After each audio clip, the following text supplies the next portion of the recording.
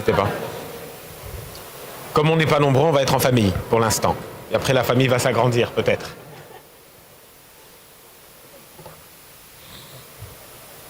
Puis je propose même que comme on est en famille, qu'on puisse très rapidement faire un petit tour, juste chacun, peut-être nom, prénom et secteur d'activité, histoire de mettre des fonctions sur des visages. Ça vous va? Ouais. Il faut que j'enlève mon masque. Bonjour, donc moi c'est Arthur et je suis kinésithérapeute et étudiant en sciences politiques de santé. Bonjour, Romain et je travaille au ministère français des Affaires étrangères. Bonjour, Abdelkader Boubacar. Je suis plus dans le secteur du développement international et je travaille avec les fonds d'innovation pour le développement FID. Bonjour Joseph, j'ai terminé mon master de développement durable local et solidaire en géographie. Je suis aussi membre du mouvement des jeunes de Plan International France. Voilà. Bonjour, je m'appelle Fania, je travaille pour l'association Unicité et je m'occupe de jeunes volontaires en service civique. Vous connaissez Unicité? On a beaucoup parlé. Merci. Bonjour, je suis Fatou Sissé, chargée d'études chez Investisseurs et Partenaires, qui est un fonds d'investissement qui finance des PME et des startups en Afrique. Merci. Bonjour à toutes et à tous. Du coup, moi, je suis Agnès Rioux et je fais aussi partie de l'association Unicité. On vient en force. Bonjour à toutes et à tous, Manon Vigier, je travaille chez Convergence, que vous connaissez peut-être un peu, j'espère. Bonjour, Malek, je suis consultant data et fondateur d'un collectif média digital. Bonjour, je m'appelle Drissa, je suis doctorant en sociologie sur l'insertion professionnelle. Moi, je m'appelle Anne, je suis traductrice.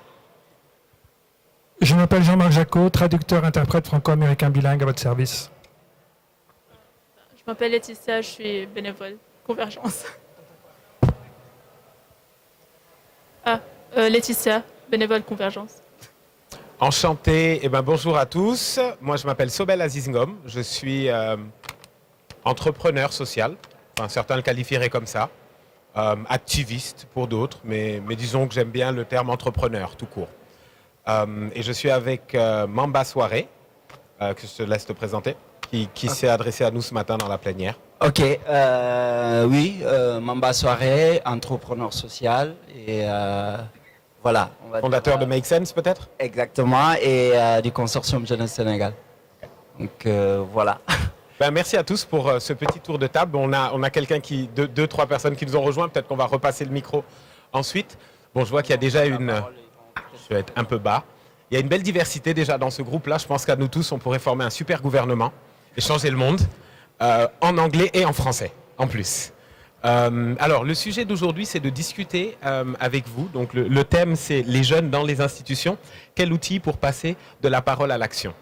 Donc, en fait, la première partie de cet échange va être un petit monologue, mais qui ne va pas être très long, où l'idée, ça va être de partager avec vous une expérience.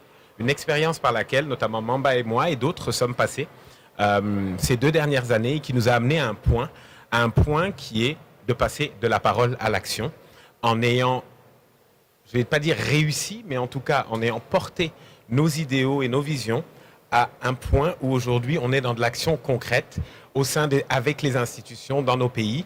Parce que la problématique dont on va parler, c'est celle des jeunes et je pense qu'en voyant nos visages ici, on comprend qu'on appartient presque tous à ce groupe-là. Alors, je vais vous partager une expérience d'un pays que je connais le mieux, c'est le mien, c'est le Sénégal. Je ne connais pas beaucoup la France. Et donc, parfois, certains éléments de contexte peuvent être différents. Et donc, ne prenez rien pour acquis et pour évident. Et dans les discussions, justement, on pourra parler de ces différences-là et des différentes façons et méthodes pour pouvoir arriver au même résultat. Même sont les objectifs, évidemment. Donc, l'expérience dont je vais vous parler, c'est l'expérience du consortium Jeunesse Sénégal. Un nom très basique. Ça aurait pu être plus fancy, ça aurait pu être plus sexy, comme on dit. Mais on a choisi de le faire très simple pour que tout le monde comprenne ce que c'est. Pourquoi Les jeunes dans notre culture, et dans beaucoup de cultures africaines, sont considérés comme des enfants, jusqu'à ce qu'ils atteignent un âge adulte et jusqu'à souvent qu'ils soient dans une situation matrimoniale, que ce soit un homme ou une femme d'ailleurs. On est un enfant jusqu'à ce qu'on soit marié, ou on est une enfant jusqu'à ce qu'on soit marié. Et du coup, quel que soit le leadership, les initiatives et l'excellence qu'un jeune peut produire, il est finalement toujours ramené à sa catégorie de jeune, et non pas à sa catégorie d'entrepreneur, de génie, de scientifique, etc. etc. Et plusieurs autres jeunes filles et garçons sénégalais avons, dans le cadre de nos passions, de nos engagements, avons créé des initiatives au Sénégal. Mamba a créé Make Sense Africa avec Victoria Pector. J'ai créé Social Change Factory il y a 5 ans. Fatim Niox a repris Diocolabs il y a à peu près la même année. Azizi a créé Impact Hub Dakar. Kemo a créé Woutiko. Donc plusieurs jeunes ont créé plusieurs initiatives comme ça qui taclaient plus ou moins les mêmes problématiques. Ou je dirais pas les mêmes problématiques, mais les problématiques qui affectent un même groupe, les jeunes. Quelles sont ces problématiques?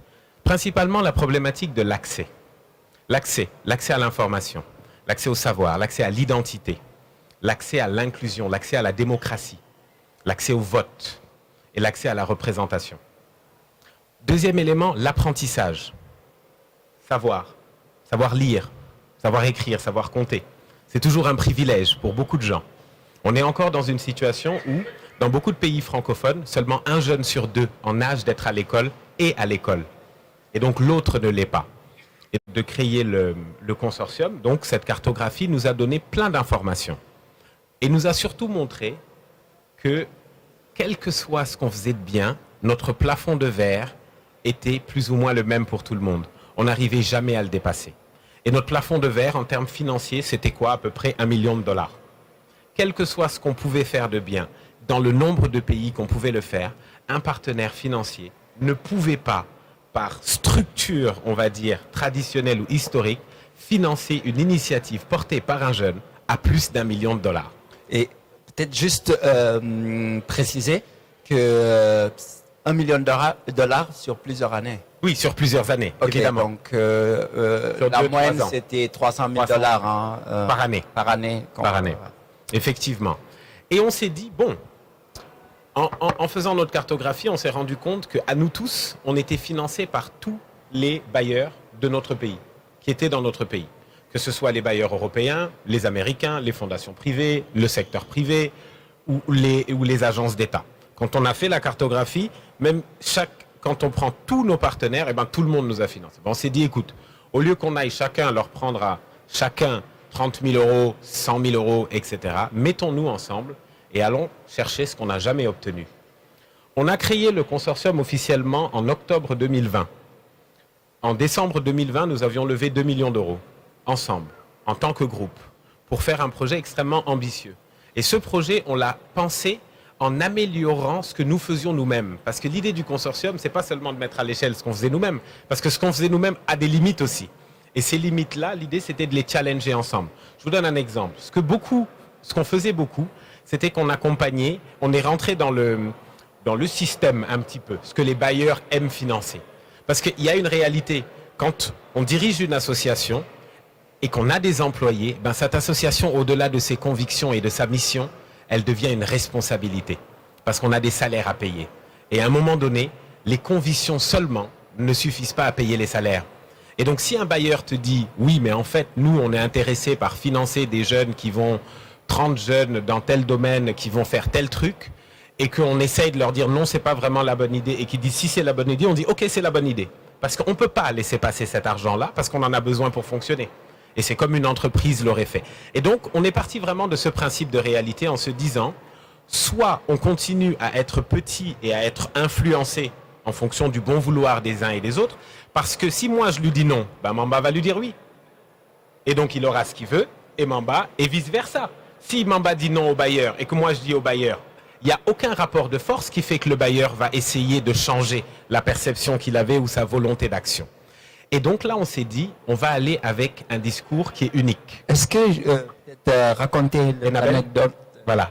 C'est ça que non, c'est ce que j'allais te dire. Et du coup, une fois qu'on a monté ce programme conjoint, on s'est dit, on veut que ce qu'on propose soit nos idées, que ce soit des choses qui sont pensées par nous, qu'on a testées, et non pas que ce soit des choses qui aient été pensées à Paris ou à New York dans des bureaux de gens qui n'ont jamais mis les pieds ici, mais qui l'ont lu dans un rapport de la Banque mondiale et qui se disent oui, c'est ça qu'il faut faire.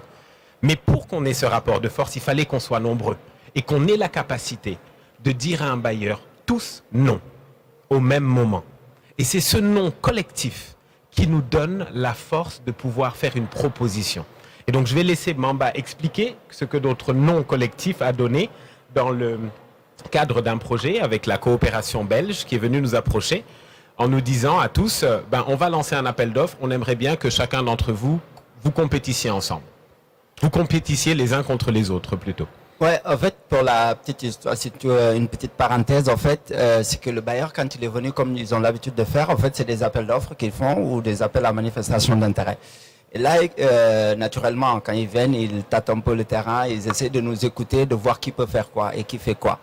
Donc, quand on s'est réunis autour de la table, donc on était tous présents individuellement, on a répondu à leur appel et ils nous ont partagé leur vision. Ils veulent mettre un programme pour l'économie verte dans le centre du Sénégal. Et tout de suite, ils ont décliné leur objectif de faire un appel d'offres pour pouvoir nous solliciter afin que nous, on puisse postuler individuellement.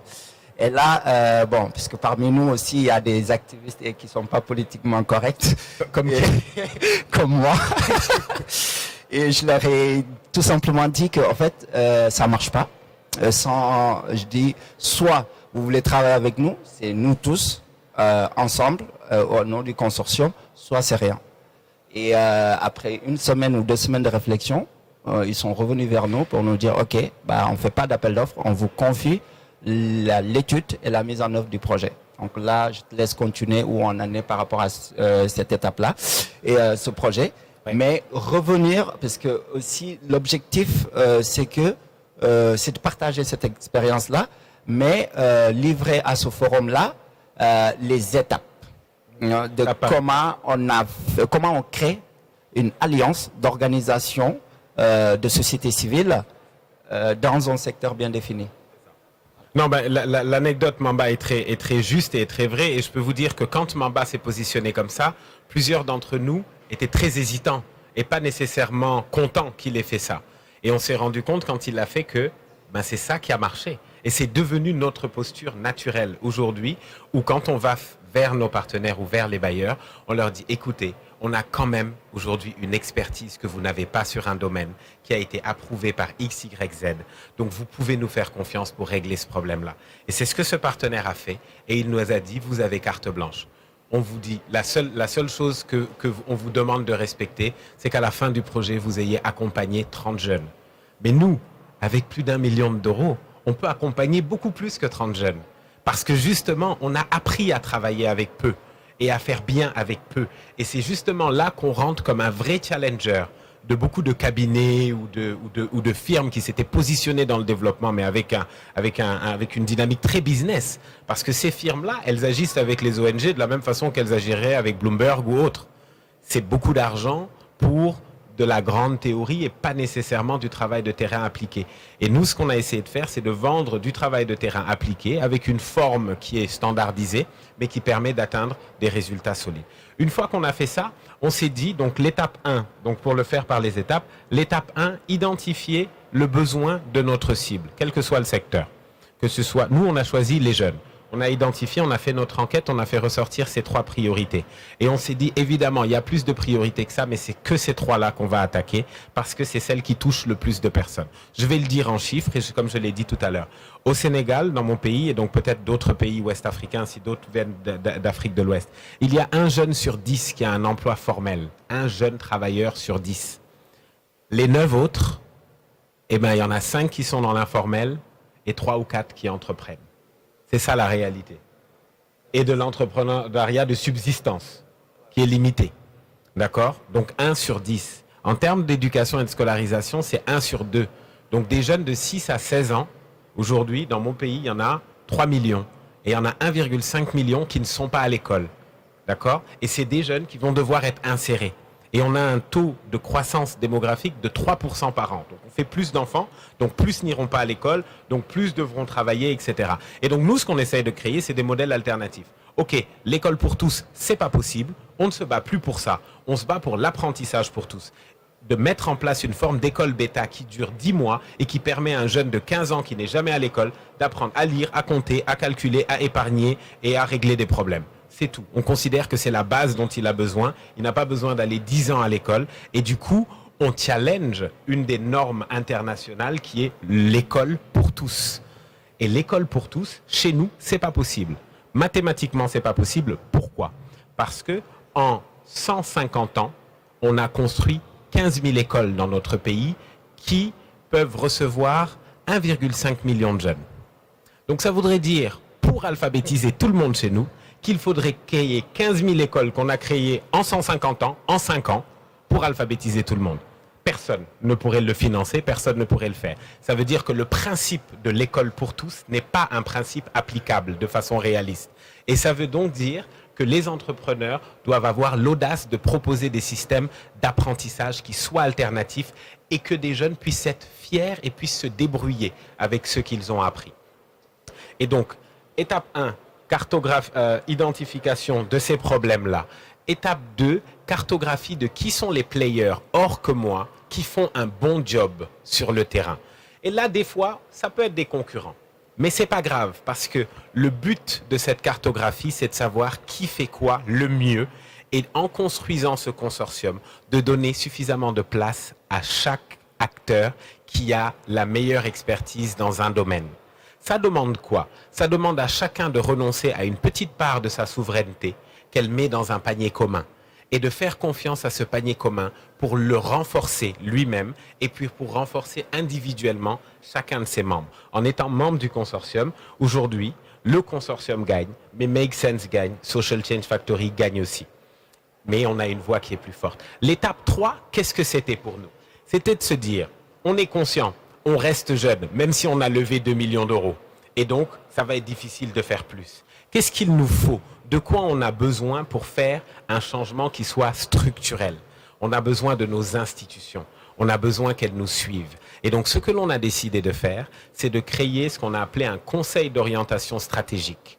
Un conseil d'orientation stratégique que l'on voit être une instance du consortium, qui est l'instance suprême, où donc on a invité le gouvernement, à travers le ministère de la Jeunesse, à le co-présider avec le président du patronat national, donc le secteur privé national, l'équivalent du MEDEF ici, et la présidente du G50. Le G50, ce sont les 50 principaux bailleurs de fonds du Sénégal, donc Banque mondiale, Union européenne, etc., certains États comme la France, etc. Et on leur a dit, écoutez, nous, on est en train de construire un truc.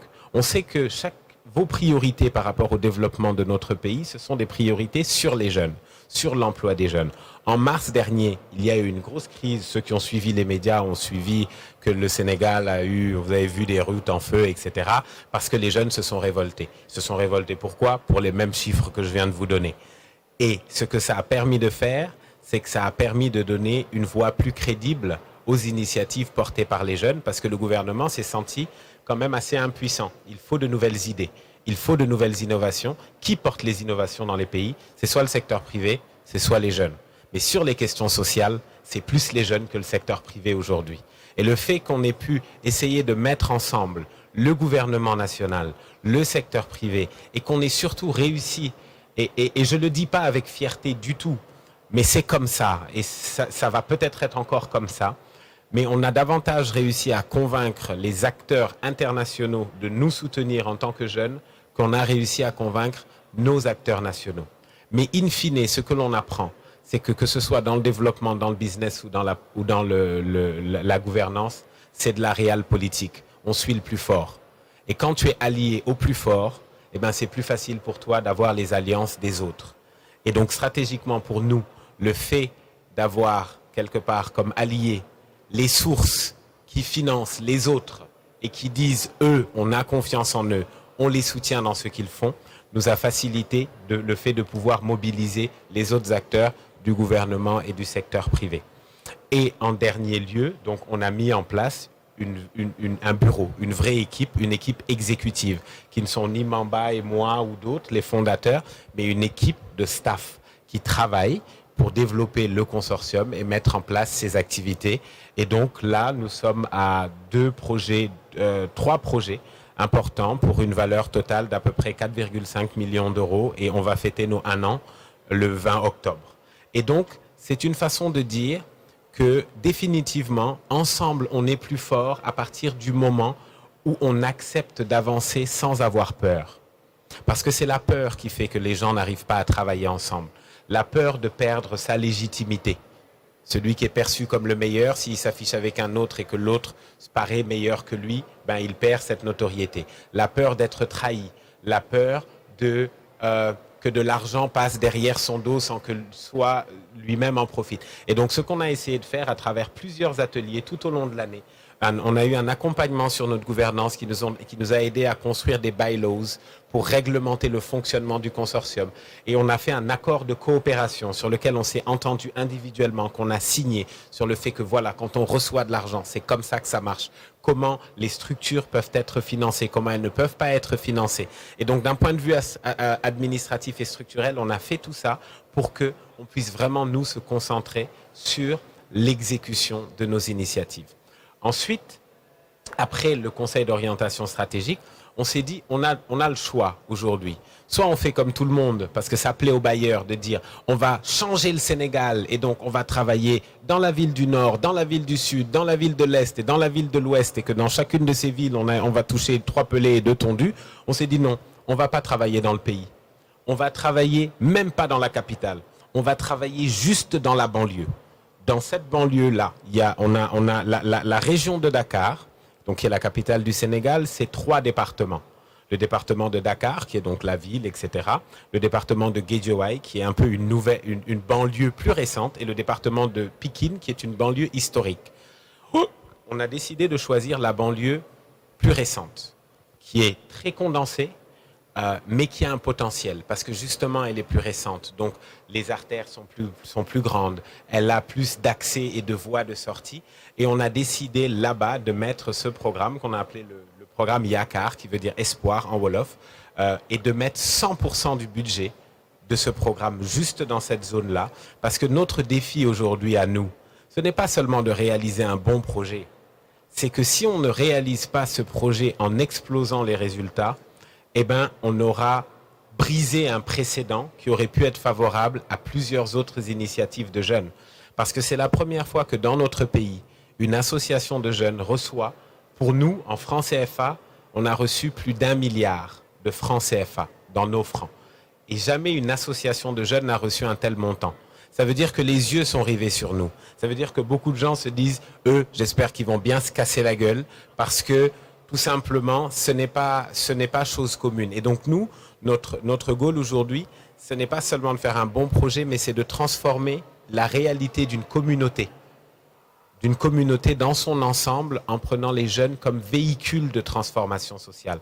Que ce soit les jeunes qui transforment la façon dont la communauté fonctionne socialement, que ce soit eux qui appuient la création d'entreprises et de richesses locales à travers leur entrepreneuriat. Et donc, on a dessiné de nouveaux modèles. Notamment, on a décidé de ne pas faire d'entrepreneuriat individuel, mais de ne faire que de l'accompagnement à l'entrepreneuriat collectif. Pourquoi? Parce que pour nous, on a plus de chances de réussir un projet en investissant, je vais reparler en euros, 10 000 euros pour un groupe de 5 personnes, que de donner 1 000 euros à chacune, parce qu'avec 1 000 euros, eh ben, il va pouvoir acheter peut-être 2-3 petites broutilles, mais il va difficilement pouvoir construire quelque chose qui va être plus durable. Et donc, c'est un peu ça qu'on a choisi. Et donc, c'est ça aujourd'hui la petite histoire du consortium Jeunesse Sénégal, qui est en train de s'agrandir. Donc, on va passer de 10 à 20 membres cette année. On a aidé également la Côte d'Ivoire qui s'est inspirée de notre modèle et qui a créé son consortium Jeunesse Côte d'Ivoire. En cours. Ils l'ont créé, ça y est, ils l'ont appelé Alliance Jeunesse Côte d'Ivoire, avec la même ambition, et ils ont obtenu une ligne de crédit de 1 milliard pour soutenir l'entrepreneuriat des femmes. Et donc tout simplement pour dire, parmi vous, donc il y en a qui sont dans le développement, il y en a qui sont dans l'associatif et dans l'entrepreneuriat. Aujourd'hui, notre défi, ce n'est pas de faire des jolies solutions qui vont aider 100 à 200 personnes. Comme je le dis, dans l'éducation, juste dans mon pays, il y a 1,5 million de jeunes qui ne sont pas à l'école. Donc oui, c'est bien d'aider 5 jeunes, 10 jeunes, 20, 100 jeunes. C'est mieux que de ne rien faire. Mais si on pouvait faire quelque chose qui allait en aider 100 000 ou 200 000, on serait beaucoup plus proche de la réalité du besoin.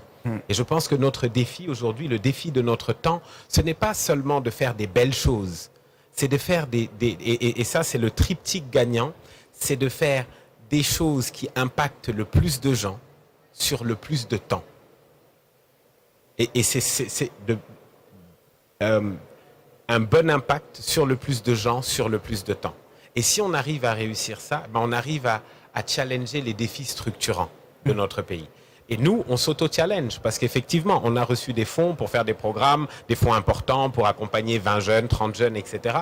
Mais en réalité, quand c'est fini, qu'est-ce que ça change à l'image du Sénégal? Et c'est un peu notre monde du développement et je pense que ce forum est aussi un forum qui challenge la façon dont le monde du développement se passe. Dans mon pays, il y a plus d'1 milliard de dollars qui est investi chaque année pour des programmes sociaux. On n'a pas l'impression que les choses avancent vraiment.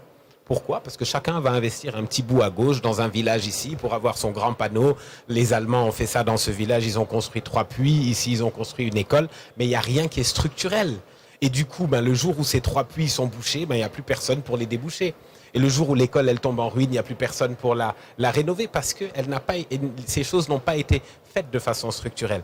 Donc on a la responsabilité de structurer davantage la vie associative et de la rendre plus durable, justement, et plus cohésive en faisant des clusters qui soient forts et que l'écosystème des acteurs qui se battent sur les questions de genre puissent avoir suffisamment de voix et de moyens pour imposer et mettre en place des initiatives qui transforment les normes sur le genre. Pareil sur l'éducation, pareil sur l'entrepreneuriat, etc. Et donc c'était un peu ça l'histoire du consortium. Et donc je donne la parole à Mamba. Ok, peut-être juste si vous avez des questions. Voilà. Puisque vous venez tous des organisations, j'en connais quelques-unes,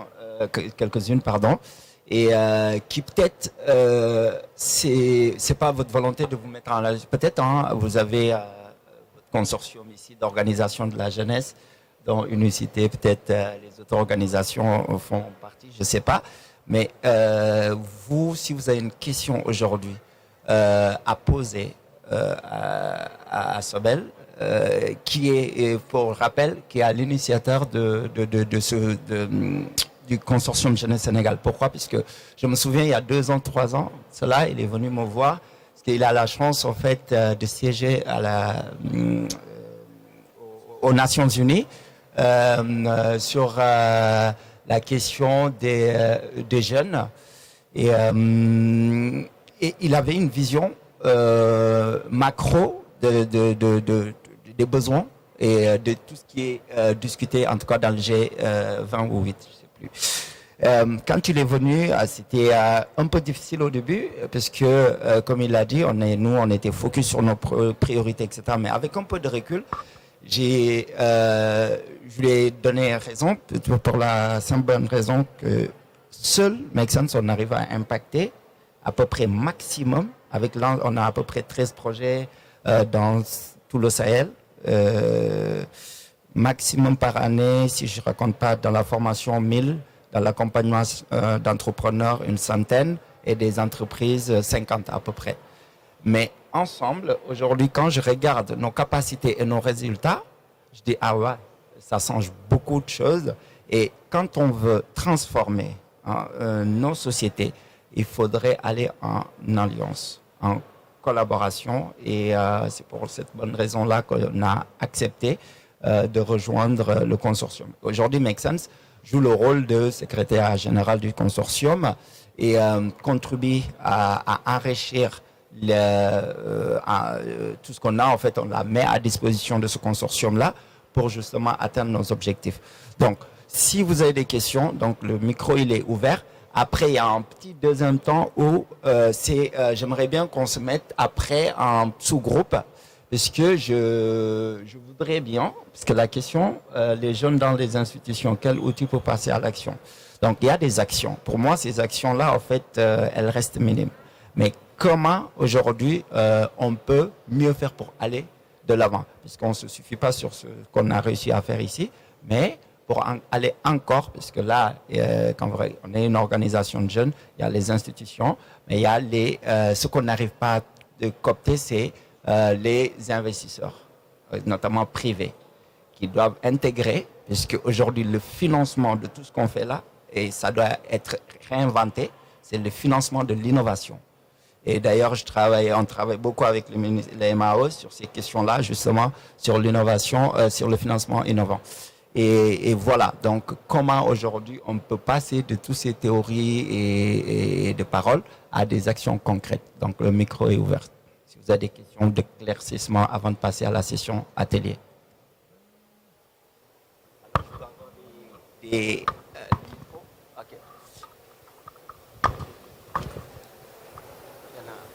Merci, merci pour la présentation. Donc ma question, le consortium, il est constitué de plusieurs partenaires. Vous êtes mis d'accord qu'il fallait agir ensemble. Avant de construire leur consortium, chacun avait ses priorités, sa vision. Donc comment vous avez réussi à consolider une vision commune et comment vous avez réussi à prioriser donc, ces priorités individuelles à un truc commun? Et voilà, c'est ça ma question. Oui, c'est une question pertinente parce que c'était un énorme défi et on l'a fait avec le temps. Parce que la première chose qu'on a faite donc, dans la cartographie des organisations, c'était de savoir justement qui fait quoi et pourquoi. Quels sont les objectifs de chacun. Et on s'est dit, le consortium ne peut pas être une charge pour les gens, pour nos membres. Il doit être une opportunité. Qu'est-ce qu'on va faire en premier pour qu'il soit une opportunité? C'est que comme on a choisi les segments Access, Learn et Walk, on sait que tous les membres agissent déjà dans Access, Learn et Walk. Ensuite, on s'est dit, qu'est-ce qu'on peut faire comme investissement commun qui va faire que chaque membre pourra bénéficier de ce que le consortium offre et qu'il n'ait pas à le gérer. Du coup, comme je disais, donc on a le comité directeur avec les membres fondateurs et on a un bureau exécutif d'employés qui sont chargés de mener les actions. Donc Mamba peut, s'il veut, ne pas interagir particulièrement dans le consortium pendant un mois. Parce que en amont de la feuille de route, il a été dans les brainstorms. On a fait, je pense, 6 retraites sur les 2 dernières années où on a voyagé dans le pays pour identifier nos axes, justement. Et on a demandé à chaque organisation comment tu veux contribuer pour que personne ne soit obligé de rien, justement. Parce qu'on sait que ça, c'est une contrainte. Et donc, une fois qu'on sait ce que chacun va contribuer, on le valorise. Ça vaut combien? Si vous deviez le vendre à l'Union européenne, etc., ça vaudrait combien? Et d'un autre côté, parallèlement, dans nos investissements communs, par exemple, je dis, ce qu'on a fait, c'est qu'on a créé un grand centre en banlieue dans lequel on a tout mis. Un studio de production audiovisuelle, un théâtre, une grande salle de conférence, une esplanade, un restaurant, un jardin, etc., etc., pour que les membres du consortium puissent y réaliser leurs activités sans coût. Parce que le défi, quand on leur a posé la question, c'est quoi les plus grosses galères pour vous? C'est l'espace. À chaque fois qu'on doit faire une activité avec des jeunes, on doit louer un espace. À chaque fois qu'on doit se déplacer, on doit louer un bus. À chaque fois qu'on veut communiquer, on doit louer une caravane. Eh bien, on a acheté tout ça. Comme ça, les membres ont accès à ce dont ils ont besoin pour faire un bon travail à domicile. Et ça, c'est une motivation pour eux. Et en fait, ce qu'on leur demande, tout simplement, c'est c'est pas de changer ce que leurs organisations font, mais c'est de participer comme une forme d'amélioration de ce que leurs organisations font pour que le consortium le mette à l'échelle. Et donc, c'est comme ça que jusque-là, en tout cas, je ne pense pas qu'on ait un modèle qui soit parfait, je pense qu'il est encore en travail, mais disons qu'on essaye de l'équilibrer parce qu'on est conscient de nos propres réalités et que, on l'a dit dès le départ, notre première priorité, c'est de survivre en tant qu'organisation avant de créer une fêtière. Donc, est-ce que la fêtière pourra contribuer à nous aider à survivre? Si oui, on est in. Sinon, on n'est pas in. Et donc, quand on part, et là, on est moins dans de la morale, on est vraiment pragmatique. Aussi, Mamba, il a un travail. Il a beau avoir de la bonne volonté, mais il a un travail pour lequel il est payé en tant que chef de Make Sense. Donc, si on lui demande de faire 4 jours de travail bénévole au consortium, comment ça se passe? Donc, on a identifié tout ça. Et on s'est dit, chacun d'entre nous s'engage à donner 2 jours gratuits par mois au consortium. Et au-delà de 2 jours, le taux journalier serait de temps minimum 150 €, maximum 300 € et ne peut pas excéder 5 jours. Et donc, on a tout réglementé de telle sorte à ne pas être dans des conflits qui puissent faire « Oui, mais pourquoi Mamba, je vois que le consortium l'a payé alors qu'il a déjà un job, alors que moi, je suis membre aussi, j'ai jamais été payé ?» Parce que c'est souvent ça, en fait, qui sont les frustrations qui brisent les groupes, alors que ce sont des frustrations, en fait, qu'on peut éviter le plus possible. Et on a eu des échecs. Hein. Sur les 10, il y en a 2 qui sont partis au début. Parce que, justement, l'un sentait que en termes de leadership, ce n'était pas lui, quand on a créé le consortium, je pense qu'il n'y croyait pas vraiment. Donc il a demandé à son numéro 2 de le représenter. Et quand ça a commencé à marcher, eh ben, il a voulu remplacer son numéro 2. Mais nous, on s'était humainement engagé avec son numéro 2. Et donc on a dit, ça c'est pas possible, tu peux le rejoindre, mais tu peux pas le remplacer. Il a dit, dans ce cas-là, je pars. Mais on a dit, dans ce cas-là, tu pars. Parce que c'est aussi une forme de... On n'aurait pas assumé le fait d'avoir fait travailler quelqu'un pendant 1 an et demi et qu'au moment où, paf, l'argent vient, on lui dit dégage et que son boss vienne. Ça, c'était le premier. Le deuxième, c'est par un conflit de leadership. Donc, comme vous le savez, dans beaucoup de pays africains, là, il y a ce qu'on appelle le Conseil national de la jeunesse, qui est une institution qui peut nous voir comme des concurrents. Voilà. Et donc, qui nous voit comme des concurrents. Donc, toutes ces choses-là, c'est des choses à gérer, mais qui sont, à mon avis, gérables. Autre question. Alors, vous avez des post-it, donc en discutant, essayez tout simplement de noter une idée par post-it, une réponse à la question qui nous est posée là. Sachant que là, on est déjà dans l'action. Mais pour aller encore plus loin et intégrer surtout le secteur privé, comment y arriver. Si vous avez des idées, notez-le. Et la parole est au centre.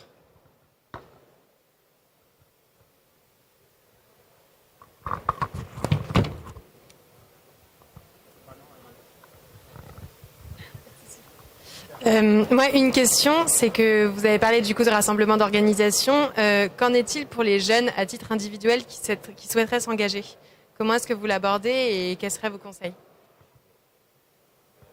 Juste après, alors, dans le consortium moi j'aimerais bien noter le consortium, en fait, ça va peut-être tu l'as pas précisé, c'est que c'est déjà des jeunes. Hein. La moyenne d'âge c'est quoi 30, enfin jusqu'à 35 ans on est jeunes chez nous. C'est vrai que tout à l'heure quelqu'un parlait parce de que 20 ans et je me suis dit, wow, non. Est-ce qu'on est encore jeunes nous? Jusqu'à 30 ans, mais c'est ouais. vrai que maintenant, c'est très tôt. Hein. Alors, nos organisations sont mises ensemble, mais les cibles, c'est les jeunes. Et comment on les impacte, c'est dans nos programmes. Je vais laisser peut-être revenir sur le programme phare qu'on a actuellement, YACAR, qui veut dire Espoir, et qui est un projet designé avec les jeunes pour les jeunes, et où ils sont impliqués. Actuellement, il y a des jeunes qui sont sur le terrain en train de faire des études socio-économiques. En fait, on a on voit l'engagement des jeunes à 2 niveaux. Effectivement, à un niveau individuel, où donc on a un programme de volontariat, un peu comme il existe beaucoup, comme programme de volontariat individuel et collectif.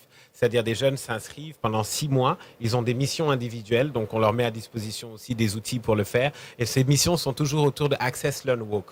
La problématique, c'est, OK, en tant que jeune volontaire, vous devez aider d'autres jeunes de cette communauté à access, à learn ou à walk. Première chose. Deuxièmement, c'est collectivement, avec votre cohorte, vous devez monter une initiative collective qui va rester après vous, qui devra soit aider un grand groupe de jeunes à learn, access ou walk. Ou troisièmement, on accompagne 100 initiatives de jeunes en banlieue qu'on forme, que nos organisations forment sur nos pratiques et méthodes pour que, à travers un cursus de 6 mois, celles qui réussissent le cursus ont un label et celles-là sont déployées sur le terrain pour justement être des relais et aller plus loin dans les quartiers pour Access, Learn, Walk aussi. Donc on a, si tu veux, la démarche individuelle du jeune qui vient s'inscrire au centre et on a la démarche d'accompagner l'organisation qui est composée de jeunes. Voilà.